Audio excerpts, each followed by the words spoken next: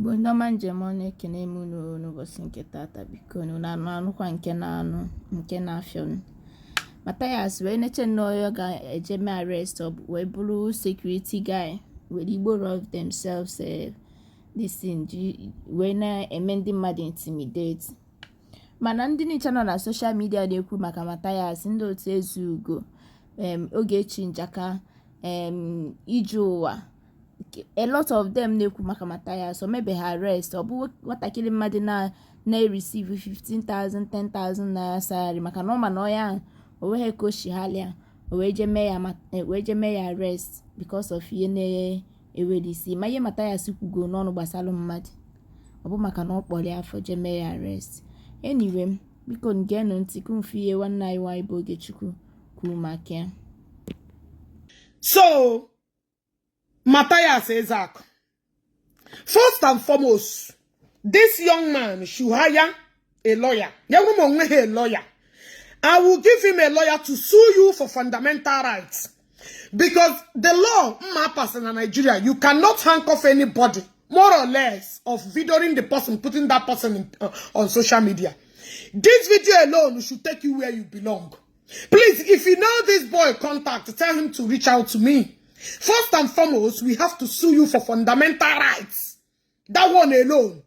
Because it's against the law in Nigeria to handcuff anybody and video that person or take the person picture and put it on social media. If you know this boy contact, tell him to reach out to me. I will hand him over to human rights lawyer. You know, you are stark illiterate. And the people that follow you are daft. They don't know their left and right. That is why you are able to maneuver and say some certain things. When you are being arrested, nobody handcuff you. And the worst time, when you begin a plane, when you begin a plane, I will get Abuja. And when you disgrace, begin at this manner. You want to go? Around. If you call me, I will go to your platform and look at you very well because I like to tackle with real accounts. I don't mess with fake accounts because I can't exchange words with fake accounts. Okay, hold on. Let this idiot let this born criminal, this kidnapper, this idiot, look at this hopeless idiot. Imagine your condition. Imagine the level of your condition.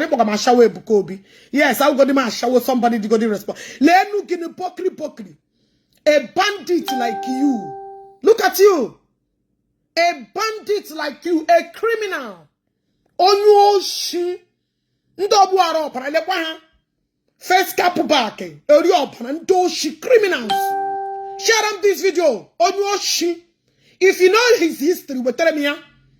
Imana no nya o shiri no su ndoguru wayo 419 ni no mere wete. These are the criminal jegwe elu osu. These are them. Ndo woni ike awona amu. Ndo bu nwoke ibe ha amu no ndo tu je pipe lekwa ha. Ndo ara na amu eji ama kporo ho kpo yes awu ma shawe ebuka ekwelam. Awu ma shawe ebuka obi. I don't agree. I don't agree. I did not dispute. I only fight with real identity. I will mash away because no problem. But at least you will pogri and I'm walking ike. And I'm walking ike. Jamu gawaro kwe. Idiot like you. A foolish, hopeless man like you. Onyoshi. Punk criminal. What will you do? Go again. What are you going to do? Than to call it unega shower? Yes, I will shower because we don't again. If I shower more keep peggy, it was shower your follow man. I was shower more keep peggy, and I'm walking. It's better can wash away because than it was shower gi. You want to go? Yes, I will shower, but you a shower more keep peggy, and I'm getting it. Not wash chagging kendo to J pipe or Jinika walkway or Jinika more go.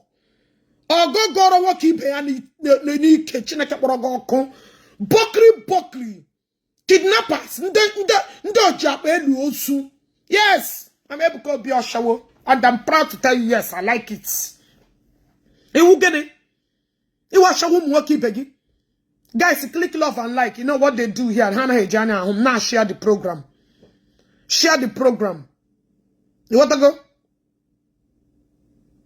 Obia, if you comment that thing again, I will send you to your mother's and your father's grave. Get about hunger fast. If you dare me comment that rubbish again,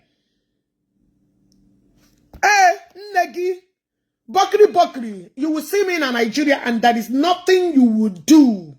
And when he had Negi Nanake me, Nago.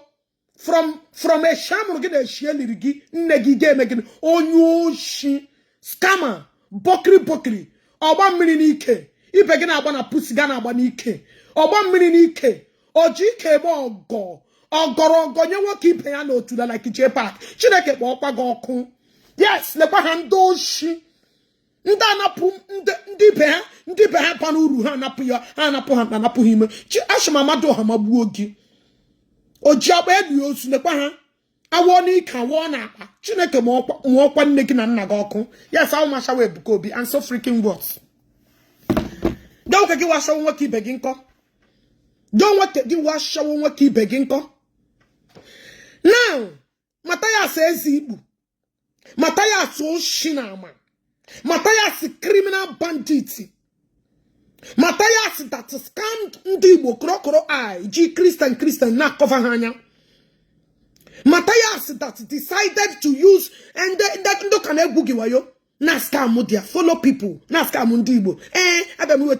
But there is a video I want to play about Mathias before I proceed. Mathias, you was busy screaming. You was busy screaming technology.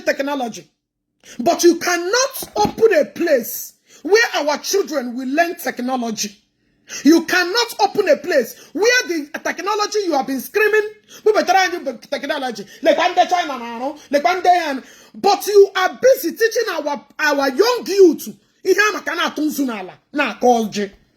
Mathias, you was busy castigating Ndoka and I put better technology. In the China name technology. In the African name. But Mathias, you was busy teaching our young youth how to run Suwanala, how to Ghana Dibia, how to go for. Where is your own technology? How are you empowering the youth? If it's not the same pattern in a Berenando Kaneji, it's the same pattern you are teaching our youth.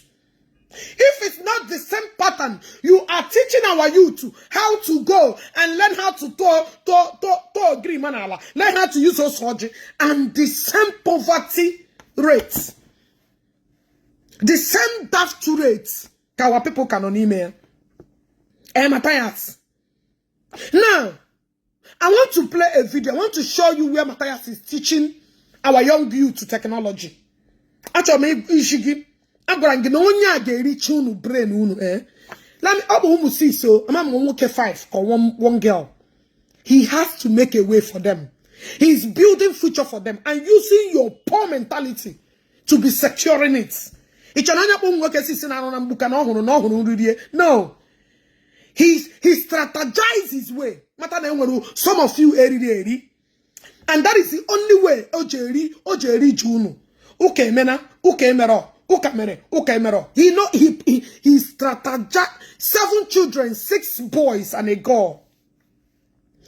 He got to build future for them. And don't get Mathias without him using your brain, he will not pave way. And don't be that a lot of you guys that Mathias' boys are everybody here. Are your mates? So, okay, build her future. Okay, use brain unu to build empire for them. Okay, make it unu here. Una never realize anything, no. I couldn't ekwen ndo camera unu. Okay, riki unu. To an extent, Mathias met unu ife. Before unu ga realize unu. Eligwe no wabu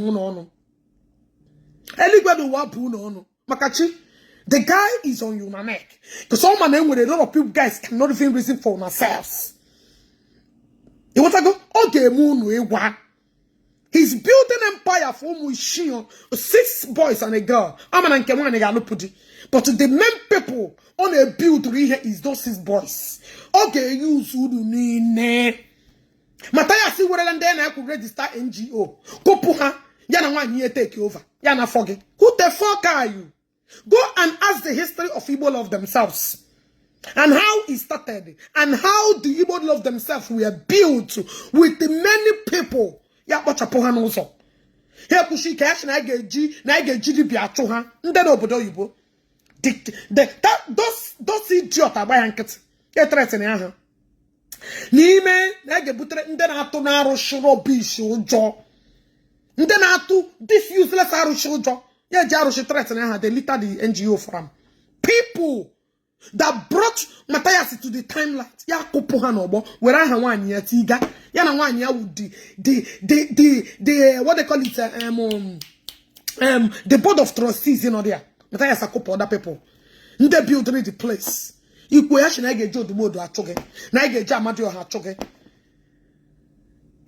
what he was doing. And I forget, you are just a learner. You are just a beginner. You are just a beginner. Is back to fight Mathias. It's not also undoka. No, I go get up. But before you me I'll go late. Because Mathias get very because someone wouldn't date daddy. Let's go back to our fatherland. Let's go because someone would cheat. Let's go and big technology for our children. Let's go, man, I do Mathias because this video that I'm looking here, Mathias says that. This your video that I'm looking at here. Chere guys, hold on. Chere because Mathias in your technology. Is this technology? Hold on. In your technology. This is our youth, oh. Is it technology?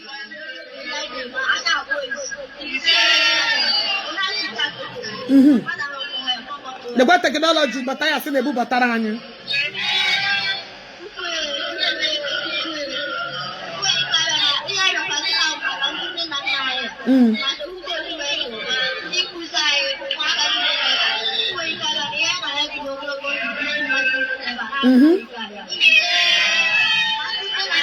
The bad technology is Mathias in the Bubatarano. Here with China technology. Here with India technology.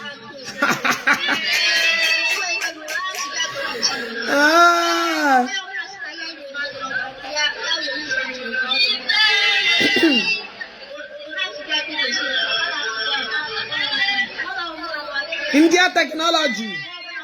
China technology. China. Like what technology? Mathias in the Buyani. Yes. All the technology. Mathias is teaching our children technology. Look at it, Mathias is teaching how to yeah, this is our technology. Share this video. Take back technology again. Yeah. Ndo kana kushinu machi honde oh menala.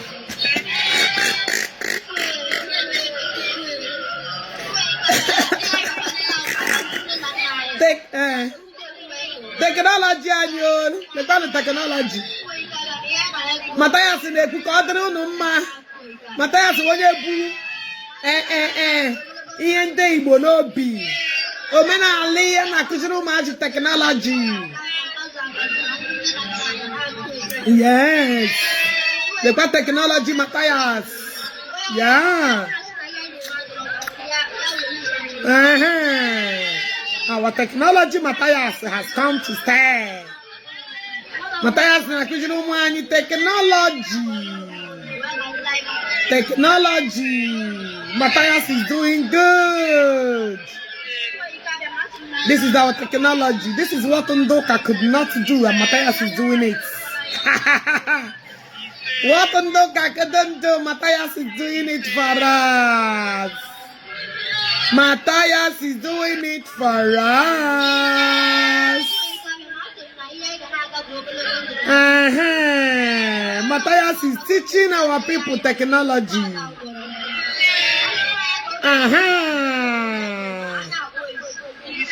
They are in school learning handwork, learning learning work technology. China. They are not in computer room.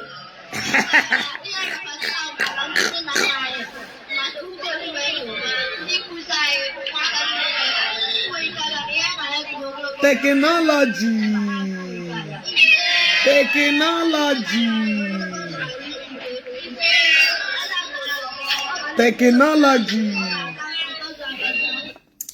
When I look at technology, ndo kana ebutere anyị ihe ọbụla ga support our youths. Ndoka is against us. Ndoka is not bringing technology to our people. Mathias is the one that's saving lives. Ndoka nebu our people. This is the technology. Yeah, technology Mathias bubatara anyị n'ala Igbo. Ka eji akpọkọta ụmụazị unu na-agwa ha ka esi aka nzu n'ala. Ka esi aka nzu. Akanzu, we are going back to our roots. Akanzu. And for another video that got me thinking. Now let me go to this video because I'm at touch in many places. I want to listen to this video. And for another video that got me thinking. There's another video that got me thinking. Hold on.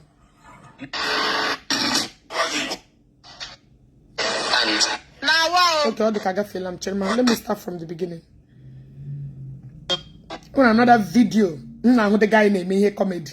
I was thinking, you know, on what did you do? Because can you go to this guy? Yeah, be here now. So much. So let's just discuss it. Let's just look at it. That is a one smell. Every time, all these self-acclaimed ministers of God and pastors, every time prophecy ancestral curse. And then secondly, believe ancestral cause on behind your suffering. Business is gonna have ancestral cause. Let's just look at it at this comment section. Tell me, I want to know. How would it don't forget that every tradition was once barbaric. Number one, this Christianity in our practice. Are you aware that the history of Christianity is littered with violence and oppression? It's a common knowledge. You can Google it. The Inquisition. Now, I think it is smart. I never knew that you are this daft and dumb. This guy, I used to watch comedy thinking that he with a common sense. Now I can understand that you're a daft individual.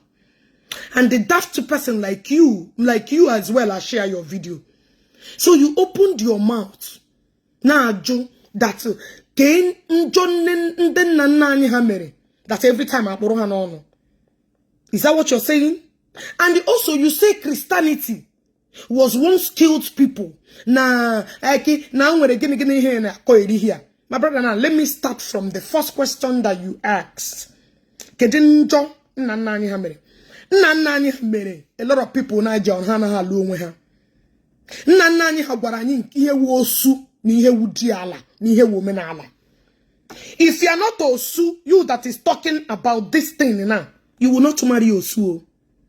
You even need to start to change it before you start asking stupid questions. Sometimes when you see people acting on this, that's why I don't follow all these comedy people, because majority of them's brain is they talk out of windows on you. You think he's a human being talking. This man is a daft. Complete daft.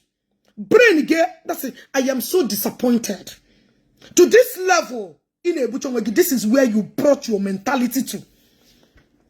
Because of Nanaunu, they brought enmity to Igbo. Nanaunu have brought enmity, calamity to Umunnewahaji. First and foremost, they start telling us Nde Wosu, Nande Udiala. Nande Kwashrelo, we are Ibozo. Ima the kind of harm osu kosoro till today can akoso. Ima many people has murdered themselves because people noticing na ha osu ha ga lusi ha. Ima how many relationships that built for many years. At the process, they discover ni osu aga aloge.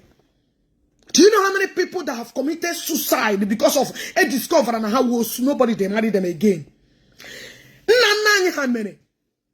Ejiwe course na each family is in deburu ejima them 10 little pregnant women alive.